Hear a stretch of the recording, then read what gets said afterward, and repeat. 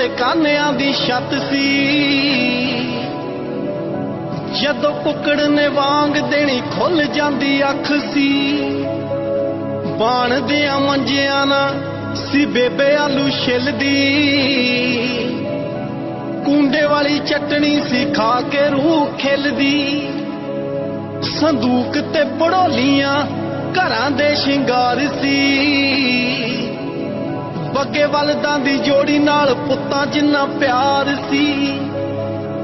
वेख परेशानियां नूं टैम दस दिंदे सी। ओ लौटे वेले गुड़ वाली चाह रख दिंदे सी। वेही रोटी नाल खांदे मक्खण दे पेड़े सी। ओ सुख नाल हुंदे हर घर च लवेरे सी। मक्की दियां रोटियां ते गंदलां दा साग सी।